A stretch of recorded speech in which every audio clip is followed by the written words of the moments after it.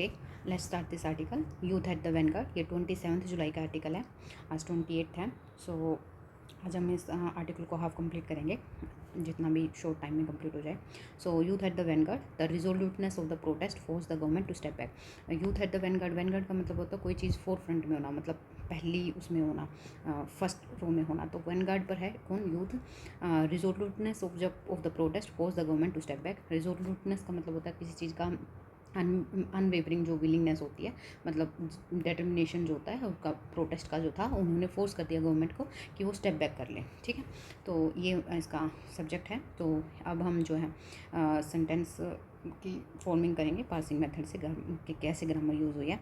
सो एक गवर्नमेंट जो है, कोई भी सेंटेंस है वही हम सब्जेक्ट ढूंढेंगे एंड देन वर्ब ढूंढेंगे एंड देन प्रीपोजिशन होता है तो उसको ऑब्जेक्ट देंगे। ठीक है, तो यहाँ पे एक गवर्नमेंट, अब गवर्नमेंट अपने आप में एक नाउन है और नाउन से पहले कोई प्रीपोजिशन या फिर वर्ब नहीं है, तो ये ही हमारा सेंटेंस का सब्जेक्ट हो जाएगा। नाउन है बट जरूरी नहीं है कि वो सब्जेक्ट ही हो, तो वो ऑब्जेक्ट भी हो सकता है या किसी प्रीपोजिशन का ऑब्जेक्ट भी हो सकता है। तो यहाँ पे नाउन हमारा सब्जेक्ट क्यों हुआ? क्योंकि यहाँ इससे पहले कोई प्रीपोजिशन या फिर कोई वर्ब नहीं थी, हम इससे पहले आर्टिकल है, तो यहाँ हमारा नाउन हमारा क्या हो जाएगा? सब्जेक्ट हो गया।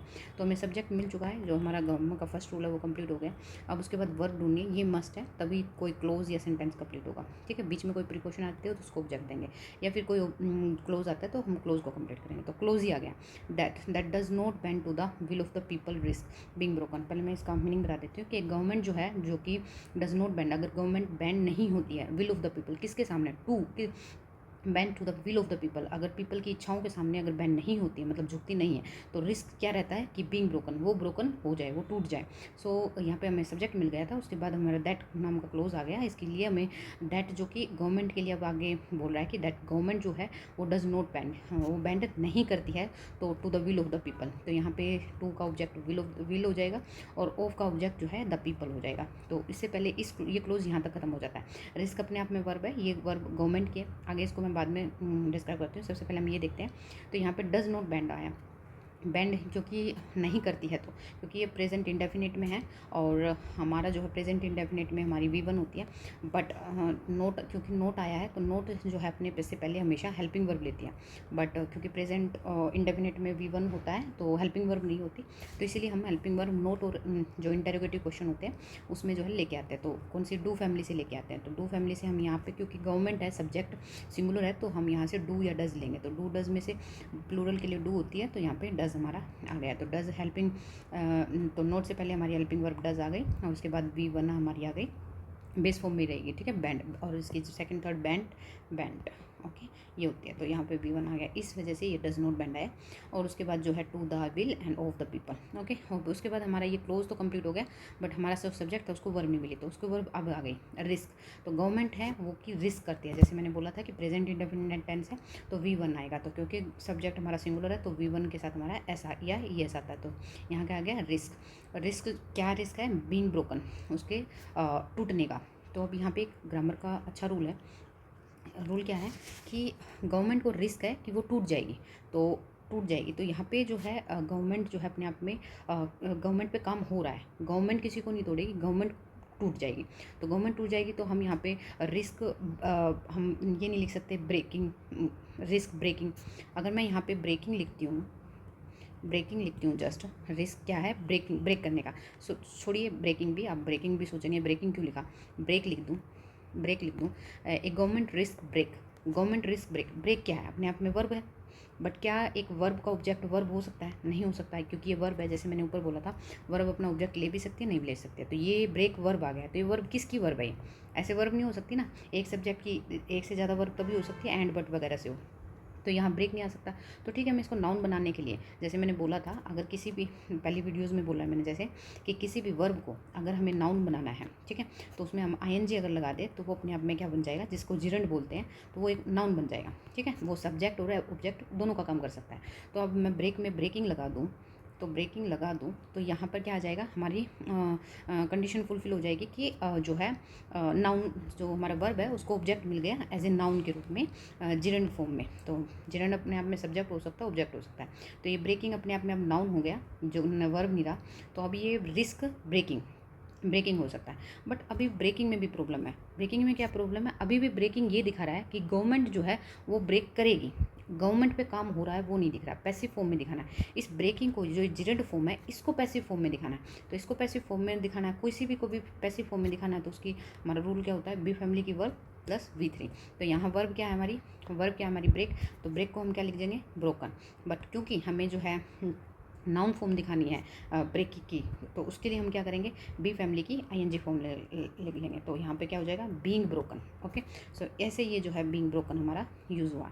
सो नेक्स्ट है जस्ट सो नेक्स्ट है the resignation of Dharmendra Pradhan as union education minister after a sustained agitation by youth led by the statically named cockroach Janata Party is more than just a minister casualty of the paper leaks scandal. तो यहाँ पे सबसे पहले मैं इसकी translation कर देती हूँ कि रेजिग्नेशन जो है किसका, धर्मेंद्र प्रधान का। कौन धर्मेंद्र प्रधान, एज ए जो कि यूनियन एजुकेशन मिनिस्टर के रूप में काम कर रहे हैं।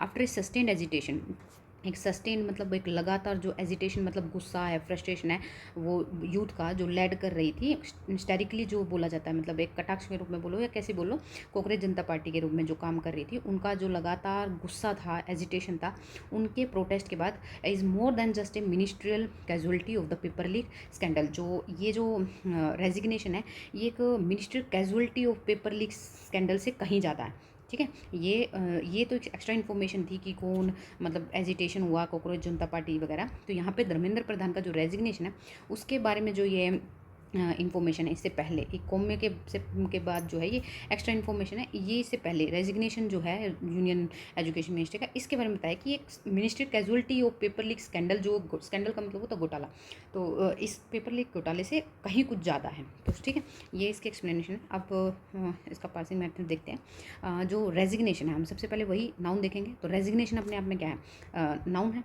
तो नाउन है तो यहाँ पे ये आर्टिकल भी लगा, तो ये इससे पहले कोई वर्ब नहीं है, कोई प्रीपोजिशन नहीं है, तो ये हमारा सेंटेंस का क्या हो जाएगा, सब्जेक्ट हो जाएगा। अभी हम क्या ढूंढनी है, वर्ब ढूंढनी है। बट वर्ब ढूंढने से पहले हमें क्या मिलना है, ग्रामर का थर्ड रूल, प्रीपोजिशन मिलती है तो उसको ऑब्जेक्ट देंगे।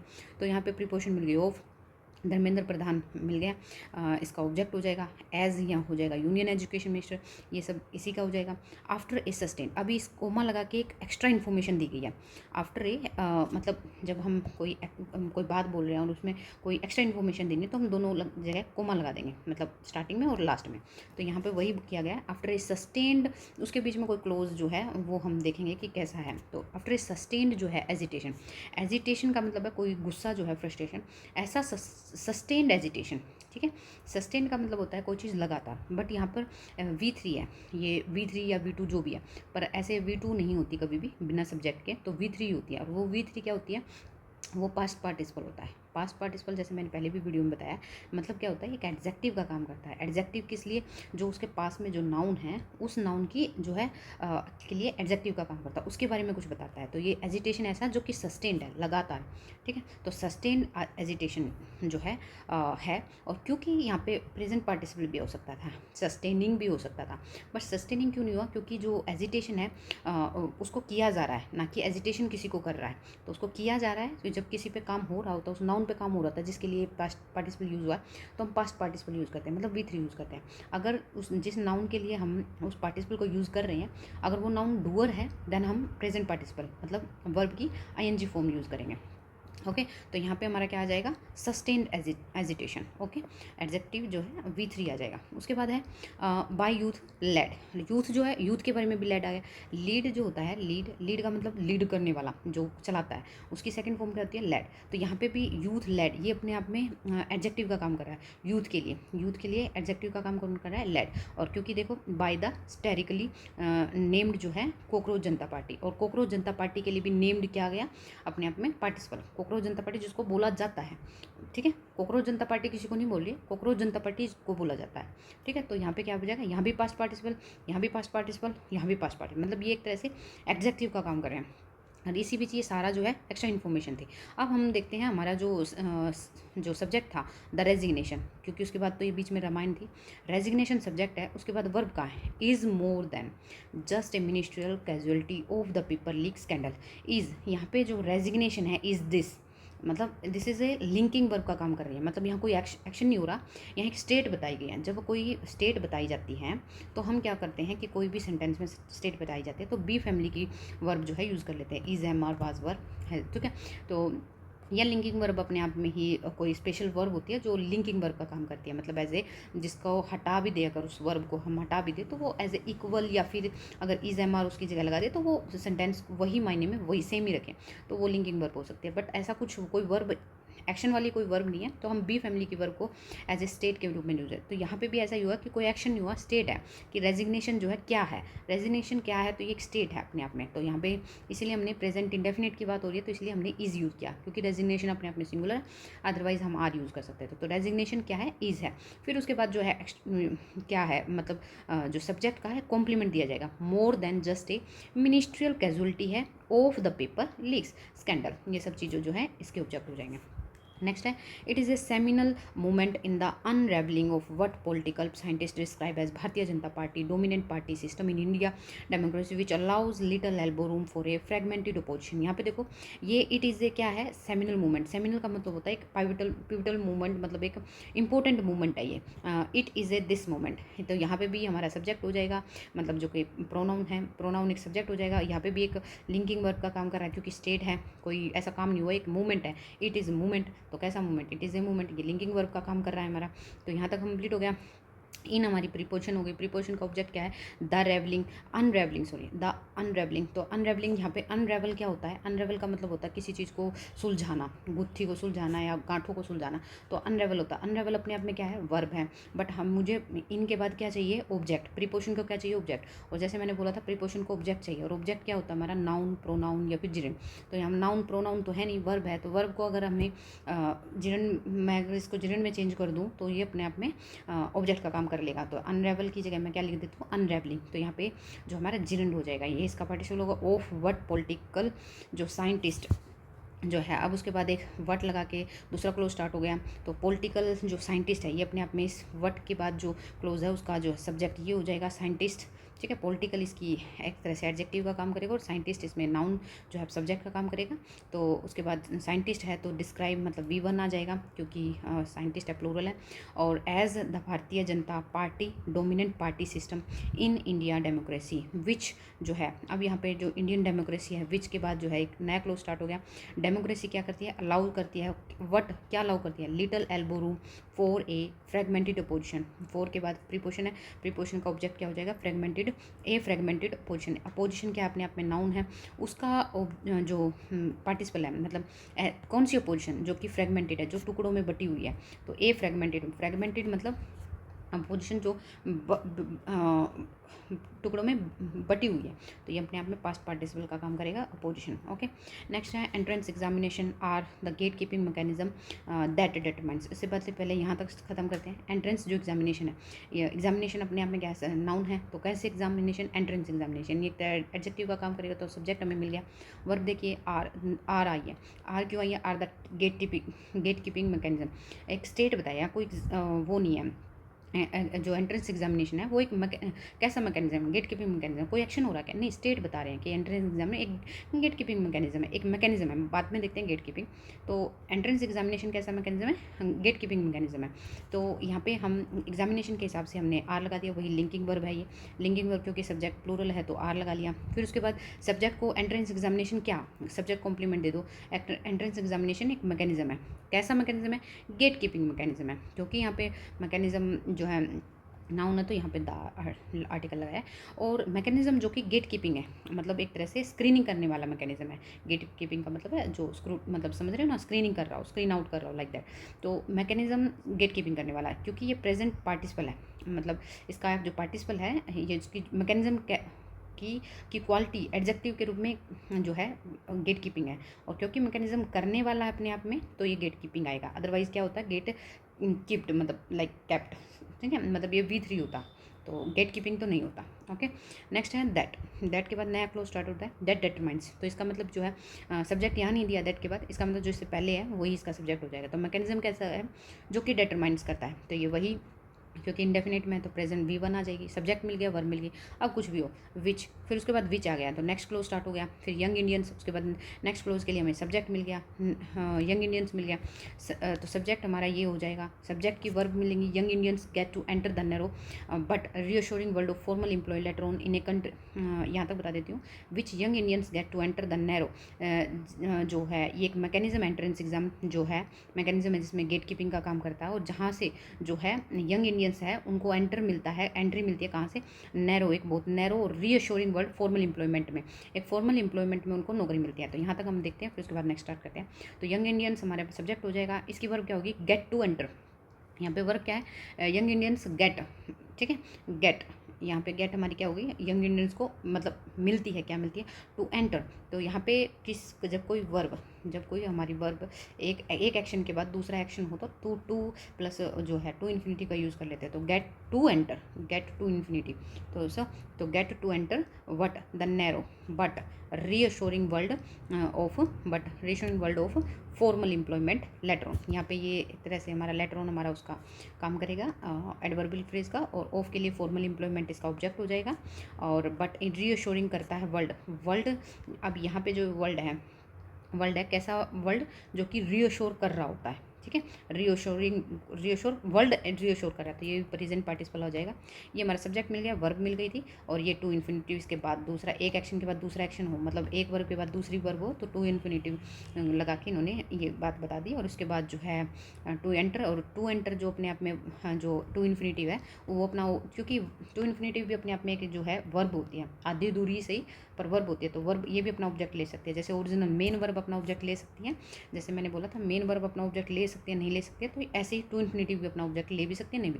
तो इसने ले लिया, इसने क्या ले लिया, the narrow but reassuring world. तो the narrow and the world ये जो है टू एंटर के जो है टू इन्फिनिटिव के ऑब्जेक्ट हो जाएंगे।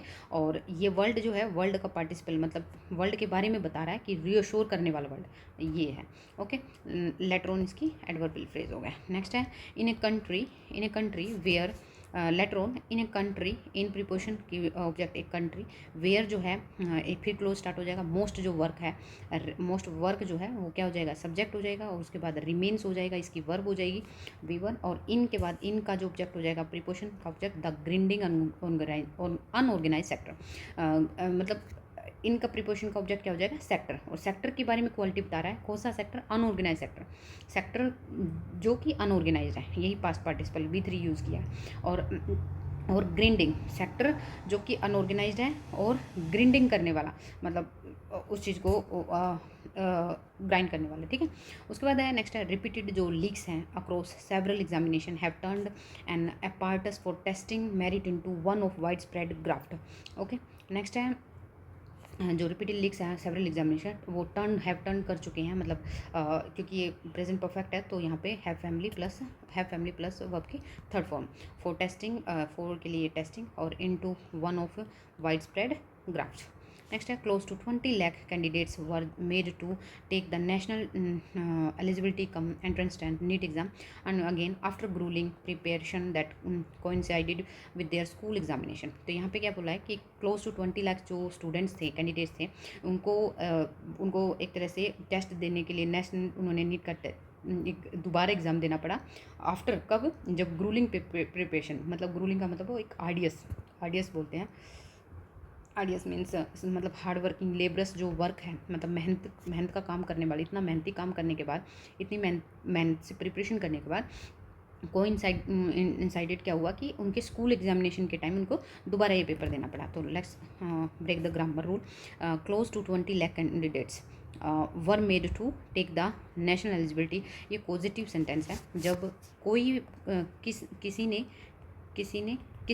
किससे क्या करवाया, ठीक है। तो किसने यहाँ पे, मान लो यहाँ पे जस्ट लाइक किसने यहाँ पे एग्ज़ाम हो, यहाँ पे लगा लो गवर्नमेंट ने जो है ये एग्ज़ाम करवाया है, किससे करवाया है, स्टूडेंट से करवाया है, और क्या करवाया है, एग्ज़ाम करवाया है। तो यहाँ पे फिर हम जो है पॉजिटिव में इस ज़बरदस्ती मतलब मैं एक फॉर्मल किया है, तो मेक हैव फैमिली की वर्ब हैव हैड, हैज़, तो ये आ सकती है। मेक फैमिली आ सकती है, फॉर्मल हो, यहाँ पे मजबूरी कंपल्सन यूज़ किया गया है, यहाँ पे फॉर्मली किया गया है, या फिर गेट, गेट का मतलब परसुएट करके, मतलब कन्विंस करके जो है गेट। तो ये 3 फॉर्म लगा के पॉजिटिव बनाया जाता है, किसी ने किससे क्या काम करवाया, तो ये चीज़ हम यूज़ करते हैं। क्योंकि बट यहाँ पे जो है सेंटेंस में जो है क्लोज टू 20 लाख कैंडिडेट्स, तो यहाँ पे कैंडिडेट्स अपने आप में नाउन है, ये सब्जेक्ट है, और सब्जेक्ट ऐसा है जो कि रिसीवर है, मतलब पैसिव में है। तो क्लोज टू 20 ये सब चीज़ें जो है इसके लिए एडजेक्टिव का काम करेंगे। तो अब ये ऑब्जेक्ट है, तो यहाँ पे किसने नहीं करवाया, किससे करवाया, ये पहले आ गया। तो ठीक है, कोई बात नहीं, कैंडिडेट्स हैं तो सबसे पहले तो क्या करवाया, उनको परसुएट करवाया एक तरह से, या मतलब एक तरह से मजबूर किया, सॉरी परसुएट नहीं किया, गेट नहीं किया, मजबूर किया, कंपेल किया है, तो मेक करवाना। तो वैसे अगर यहाँ पे सब्जेक्ट मतलब सिंगुलर मतलब एक्टिव में होता तो हम यहाँ पे मेक लिखते, बट क्योंकि ये प्लूरल उसमें है, रिसीव पैसिव में है, तो यहाँ पे बी फैमिली की वर्ब, रूल वही रहेगा, बी फैमिली की वर्ब वी थर्ड। तो वी थर्ड क्या हो जाएगा, मेक का मेड, और बी फैमिली की क्या हो जाएगी, क्योंकि ये काम पास्ट में करवाया गया है तो हम यहाँ क्या लिख देंगे, बी फैमिली की वर्ब क्या हो जाएगी, और क्योंकि कैंडिडेट्स हैं प्लूरल है तो वर्ब ले देंगे। ठीक है, तो वर्ब मेड उनसे करवाया गया, क्या करवाया गया, to take the national eligibility cum entrance test again after gruelling preparation. Preparation करनी ऐसी प्रिपरेशन जो ग्रूलिंग है, मतलब आर्डियस है, that coincided with their school examination. तो विद अपने आप में प्रिपोशन, उसका ऑब्जेक्ट जो है वो एग्जामिनेशन है, और देयर जो है पोजीशन को बता रहा है कि पॉजिटिवनेस को बता रहा है कि जो है देयर स्कूल एग्जामिनेशन के साथ उनका कोइंसिडेंट, मतलब उनके साथ वो हो गया, क्लैश कर गया। ठीक है, नेक्स्ट है several student did not survive the ओडियल। जो ओडियल का मतलब होता है कोई ऐसी कंडीशन जो कि प्लेजेंट ना हो, मतलब अच्छी ना हो, तो जो बहुत सारे स्टूडेंट्स थे डिड नॉट सर्वाइव, तो यहाँ पे पहली बात तो पास्ट की बात की है, क्योंकि ये एक तरह से सुसाइड की बात कर रहे हैं आई थिंक ये बैकग्राउंड में, तो वो सर्वाइव नहीं कर पाए, मतलब ऐसी ओडियल सिचुएशन को, ओडियल मतलब जो कि बिल्कुल ठीक नहीं थी, ऐसी सिचुएशन को सर्वाइव नहीं कर पाए। तो क्योंकि पास्ट में है और नोट आया है तो हेल्पिंग वर्ब चाहिए, तो डू फैमिली से लेके आएंगे, डू फैमिली से, क्योंकि पास्ट में है तो डिड लेंगे, और डिड जो डू फैमिली हमेशा बेस फॉर्म को यूज़ करती है, तो यहाँ सर्वाइव आ गया, डिड नॉट सर्वाइव, और several student did not survive the ordeal, ने सर्वाइव नहीं किया। नेक्स्ट है the grievance bound youth across caste and religions the very identities that political mobilisation in India has been confined to in recent years. दो grievances हैं, जो कि grievance यहाँ पे अपने आप में हमारा नाउन का काम करेगा, और सब्जेक्ट भी हो जाएगा, क्योंकि इससे पहले प्रीपोजिशन नहीं है और ना कोई वर्ब है, तो ये हमारा सब्जेक्ट हो जाएगा, वर्ब ढूंढनी है। बट उससे पहले ग्रीवेंस जो है उसके बारे में कुछ बताया है, बाउंड यूथ, ग्रीवेंस जो है जो कि बाउंड है यूथ से, अक्रॉस जो है यहाँ प्रिपोशन आ गया, कास्ट और रिलीजन से हैं, द वेरी आइडेंटिटीज़, जो इसकी कास्ट और जो वेरी आइडेंटिटीज़ मतलब रहती हैं, that political mobilisation in India, जो ये वेरी आइडेंटिटीज़ है जो कि पॉलिटिकल मोबिलाइजेशन का रहता है इन इंडिया में, हैज़ बिन कन्फाइंड, ये वर्ब किसकी आई है, तो ये वर्ब हमारी ग्रीवेंस की आई है। ये एक्स्ट्रा इन्फॉर्मेशन क्या थी, ये ग्रीवेंस के बारे में थी कि ग्रीवेंस जो है वो बाउंड यूथ है, यूथ से बाउंड था, यूथ जो कि बाउंड है। ठीक है, वर्ब की थर्ड फॉर्म। ठीक है, और अक्रॉस जो है इसकी ये ऐसे प्रीपोजिशन का ऑब्जेक्ट हो जाएगा, और ये द वेरी आइडेंटिटी, कास्ट और हमारे रिलीजन के बारे में जो मोर एक्सप्लेन कर रहा है, ऐसी आइडेंटिटी जो पॉलिटिकल मोबिलाइजेशन में रहती है इन इंडिया में, और ये हैज़ बिन कन्फाइंड रही है, ग्रीवेंसेस हैज़ बिन कन्फाइंड, मतलब क्योंकि जो ग्रीवेंसेस है ये डूअर नहीं है, एक तरह से ग्रीवेंसेस की जाती है, ग्रीवेंस किसी को नहीं करेगी, तो ये ऑब्वियसली पैसिव फॉर्म में होगी, तो क्योंकि ये पास्ट में बोल रहा है तो हैव फैमिली की वर्ब रहेगी और पैसिव में रहेगी, तो हम क्या लेंगे, बी फैमिली की वर्ब प्लस हैव फैमिली की वर्ब। तो बी फैमिली की वर्ब हैव फैमिली में क्या लेंगे, हैव लेंगे, तो बट ग्रीवेंस है तो हैज़ लेंगे, और उसके बाद बी फैमिली की क्या लेंगे, बीन लेंगे, बिकॉज बी फैमिली का हैज़ जो फैमिली है अपने आप में वर्ब की थर्ड फॉर्म यूज़ करती है, तो यहाँ बीन ले लेंगे, और वर्ब की थर्ड फॉर्म कन्फाइंड से कन्फाइंड हो जाएगी, तो हैज़ बिन कन्फाइंड रहेगी टू कहाँ तक, इन रिसेंट ईयर्स तक। ठीक है, नेक्स्ट है bypassing a television establishment largely aligned with the ruling dispensation the faceless protester। यहाँ bypassing this यहाँ में कोई सब्जेक्ट नहीं मिल रहा है, यहाँ bypassing अपने आप में क्या आ गया, या तो ये प्रेजेंट पार्टिसिपल है या फिर ये आपका जिरंड है। प्रेजेंट पार्टिसिपल नहीं हो सकता क्योंकि ये किसकी क्वालिटी बता रहा है, नहीं, ये एक तरह से साइमल्टेनियस एक्शन है, जब कोई काम हो रहा है, यहाँ पे द फेसलेस प्रोटेस्टर, ये अपने आप में सब्जेक्ट है प्रोटेस्टर, तो इस सब्जेक्ट का जो है ये कुछ कर रहे हैं, उसके साथ साथ बाईपासिंग भी हो रहा है एक टेलीविज़न एस्टिबल। तो ये साइमल्टेनियस एक्शन है। तो पहले मैं आपको इसके बारे में बता देती हूँ। जो प्रेजेंट पार्टिसिपल जो है ये है और साइमल्टेनियस एक्शन है। तो बाईपासिंग करते हुए किसको, अब इसका ऑब्जेक्ट क्या रहेगा, क्योंकि ये भी अपने आप में आधी दूरी वर्ब होती है, जिरंड भी, जिरंड या प्रेजेंट पार्टिसिपल ये वर्ब का ही आईएनजी फॉर्म होता है। तो इसका भी ऑब्जेक्ट होगा जैसे मेन वर्ब का होता है। तो इसका ऑब्जेक्ट क्या है, ए टेलीविजन एस्टेब्लिशमेंट, जो कि लार्जली अलाइंड होता है। ठीक है, एस्टेब्लिशमेंट जो अलाइंड होता है किससे, विद द रूलिंग डिस्पेंसेशन, मतलब जो रूलिंग पार्टी होती है उसके डिस्पेंसेशन, मतलब जो आगे पे न्यूज़ को फैलाते हैं वो टेलीविज़न का जो, वो सब को बाईपास करते हुए ये काम करते हुए क्या किया, फेसलेस प्रोटेस्ट है। जब कोई सब्जेक्ट पे ये काम कर रहा है मेन, उसके साथ साथ कुछ और काम कर रहा है, तो हम उसको प्रेजेंट पार्टिसिपल साइमल्टेनियस एक्शन से दिखा सकते हैं।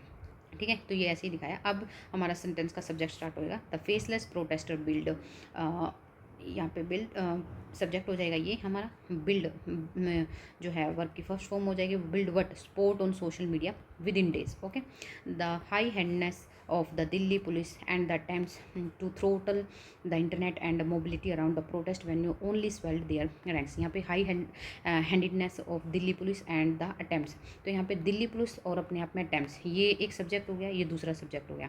मतलब ये और ये दो नाउन, तो इसको एंड से जोड़ रखा, मतलब ये दो। और ये दिल्ली पुलिस, इसके बारे में क्वालिटी बता देता है, high handedness of Delhi police और एंड द अटेम्प्ट्स। तो इसकी वर्ब कहाँ है, तो वर्ब हमें देखनी है।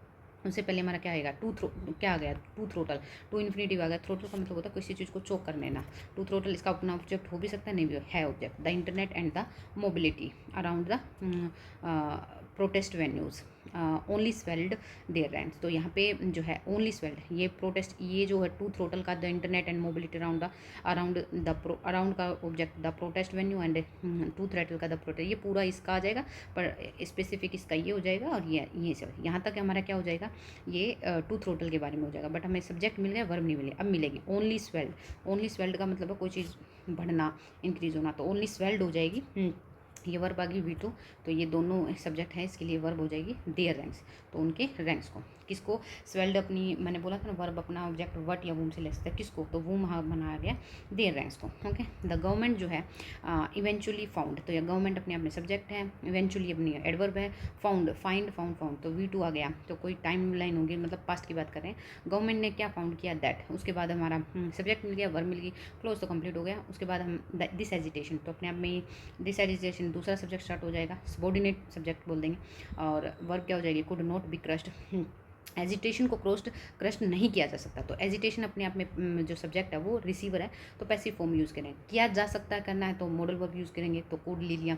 ठीक है, और क्योंकि ये जो है नहीं मतलब पहले नोट को भूल जाइए, मतलब क्योंकि ये एजिटेशन को क्रस्ट किया जाना है, तो कुड मतलब बी फैमिली की वर्ब और हमारा वी थर्ड आएगा। तो वी थर्ड क्या है, क्रस्ट हो जाएगा। बी फैमिली की वर्ड क्या आ जाएगी, तो क्या लगाऊँ बी के बाद, मॉडल वर्ब हमेशा जो है बेस फॉर्म यूज़ करती है, तो बी का फैमिली का बी ही आ जाएगा। और यहाँ पे वी थर्ड का क्रस्ट हो जाएगा, तो यहाँ पे क्या आ जाएगा, कुड बी क्रस्ट। और क्योंकि नोट्स नेगेटिव में लेना, तो कुड नॉट बी क्रस्ट। और या फिर स्वेड नहीं किया जा सकता, मतलब बिखराया नहीं जा सकता, स्प्लिट नहीं किया जा सकता, डिस्ट्रक्ट नहीं किया जा सकता, और लेफ्ट टू डिसिपेट, मतलब छोड़ा नहीं जा सकता कि वो खुद से, डिसिपेट का मतलब होता है कोई चीज़ कम हो जाना, तो छोड़ा नहीं जा सकता कि वो खुद से कम हो जाए।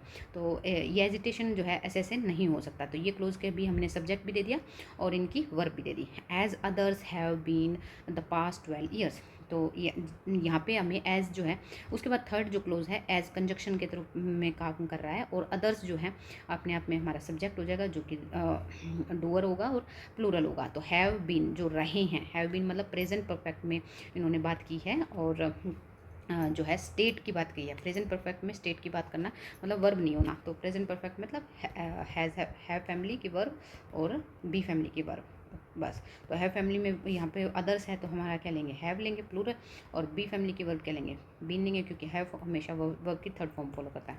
और जो है ओवर हमारा प्रीपोशन हो जाएगा। प्रीपोशन का ऑब्जेक्ट जो है ईयर्स हो जाएगा, जो कि एक नाउन है, और इसके पास्ट 12 जो अपने आप में क्या हो जाएगा, एडजेक्टिव का काम करेगा। ओके, नेक्स्ट है it was forced to negotiate and in the face of the CJP rightful stubbornness mister Pradhan continuation became untenable. तो यहाँ पे बिकेम अनटेन्यूएबल, बिकेम अपने आप में वर्ब है, V2 है, बट इसका सब्जेक्ट कौन है भाई, इट वॉज फोर्स्ड। तो इट वॉज फोर्स्ड तो यहाँ इट अपने आप में सब्जेक्ट है, इससे पहले प्रीपोजिशन है तो सब्जेक्ट मिल गया। वाज फोर्स्ड मतलब इसको फोर्स्ड किया गया था, ये पैसिव में है तो ऑब्वियसली पास्ट में है, तो वही बी फैमिली की वर्ब और यहाँ पे वर्ब की थर्ड फॉर्म। तो ये यहाँ तक खत्म हो गया, मतलब सेंटेंस का एक क्लोज खत्म हो गया। पर टू नेगोशिएट अपने आप में एक टू इन्फिनेटिव है। एंड यहाँ पे नेक्स्ट जो है क्या आ गया, एक नेक्स्ट क्लोज आ गया। एंड जो है इन the face of the CJP rightful stubborn है। बट ये इन द फेस जो है अपने आप में क्या हो जाएगा, मतलब ये एक्स्ट्रा इन्फॉर्मेशन यहाँ पे जो है ये हमारा ख़त्म हो गया था, it was force to negotiate. उसके बाद एंड लग के दूसरा क्लोज स्टार्ट होने वाला था। तो इन the face of the CJP rightful stubbornness mister Pradhan continuation became untenable. तो ये हमारा नेक्स्ट एंड के बाद जो ये है ना, मिस्टर प्रधान जो है वो कंटिन्यूएशन करने वाले थे। कंटिन्यूएशन अपने आप में जो है नाउन होगा और इसका एडजेक्टिव एक तरह से प्रधान काम करेगा, मतलब उनका नाम। और बिकेम V2 हो गई। और अनटेनेबल का मतलब बहुत ज़्यादा मजबूत हो जाती, मतलब अगर नेगोशिएट होना ज़रूरी था, अदरवाइज मिस्टर बिकेम अगर वो प्रधान जी कंटिन्यूएशन में रहते तो ये बहुत ज़्यादा मुश्किल हो जाता, बहुत कठिन, इसको हैंडल करना मुश्किल हो जाता। तो ये चीज़ थी। तो इससे आगे जो है बीच में कोई एक्स्ट्रा इन्फॉर्मेशन है। And in the face of the CJP rightful stubbornness mister Pradhan continuation. अगर ये जो CJP राइटफुल जो स्टबर्ननेस है, जिद्दीनेस, मतलब स्टबर्न वही जो मैंने बताया था, जिद्दीपन है ये CJP का। तो इस उसमें ठीक है, ये एक्स्ट्रा इन्फॉर्मेशन है, ये मतलब पहले आइडेंटिकल जो एक क्लोज है वो है। नेक्स्ट है the nothing to lose desperation अपने आप में मतलब कोई अनवेवरिंग विलिंगनेस, डेस्परेट होना किसी चीज़ के लिए। तो ये नाउन हो जाएगा, ये इसका एडजेक्टिव के रूप में ये पूरा सब्जेक्ट हो जाएगा। ऑफ हमारी उससे पहले हमारे वर्ब मिले, उससे पहले प्रीपोजिशन मिल गई। ऑफ का ऑब्जेक्ट क्या हो जाएगा, द प्रोटेस्टर। हाँ, ये ऑब्जेक्ट हो जाएगा। उसके बाद गेंद V2 आ गई, तो हमें सब्जेक्ट मिल गया, वर्ब मिल गई। हाँ, उसका ऑब्जेक्ट वर्ब का ऑब्जेक्ट है क्या किया हो, डेस्परेशन जो थी, nothing to lose desperation of the protest. Gained what a political halo. Political halo का मतलब होता है कोई हेलो इफेक्ट बोलते हैं जिसको, मतलब किसी चीज़ का एवज या बेनिफिट मिलना किसी चीज़ का। तो ये पॉलिटिकल हेलो उनको मिल गया। कैसे, दैट जो है came from their non alignment with electorally focused stabilist parties. उनको जो है ये जो ऐसे प्रोटेस्टर थे जिनके पास खोने को कुछ नहीं था, उनको एक पॉलिटिकल हेलो कैसे मिला, पॉलिटिकल बेनिफिट कैसे मिला, क्योंकि वो किसी भी अलाइनमेंट से नहीं थे, किसी भी जो पहले से स्टेबलिस्ट पार्टी थी उससे किसी से भी अलाइन नहीं थे, ये उनको पॉलिटिकल हेलो मिल गया। तो अभी यहाँ पे जो है हमारा दैट जो है केम V2 आ गई यहाँ पे, दैट नेक्स्ट क्लोज स्टार्ट हो गया। फ्रॉम जो है their non alignment with electorally focused stabilist parties जो कि स्टेबलिस्ट हैं, ये पास्ट पार्टिसिपल का काम करेगा। And this was a movement that could not be hijacked. ये एक ऐसा मूवमेंट है जिसको हाईजैक्ट नहीं किया जा सकता। दिस वाज ए मूवमेंट, तो दिस हमारे में जो है डेमोन्स्ट्रेटिव हमारा सब्जेक्ट हो जाएगा। ये हमारा जो है लिंक वर्ब का काम करेगा वाज, और ये एक मूवमेंट है। दैट के बाद हमारा नेक्स्ट फ्लो स्टार्ट हो गया और मूवमेंट के बारे में बताया, कुड नॉट बी हाईजैक्ट, ऐसा मूवमेंट जिसको हाईजैक्ट नहीं किया जा सकता। पहली बात है नहीं किया जा सकता कुड, और क्योंकि ये पैसिव फॉर्म है, मूवमेंट किसी को हाईजैक नहीं करेगा, मूवमेंट को हाईजैक किया जाएगा तो बी फैमिली की वर्ब और वर्ब की थर्ड फॉर्म है। और कुड जो हमेशा बी फैमिली की किसी भी अपने बाद जो है पेस फॉर्म लेते हैं, तो बी लिया, ठीक है। और अंडरमाइंड नहीं किया जा सकता by the political elite whether of the position और ऑफ द गवर्नमेंट। तो इसके बाद जो है प्रीपोजिशनल फ्रेज जो है उनके बारे में बताएगा। That's all about this article, half article actually.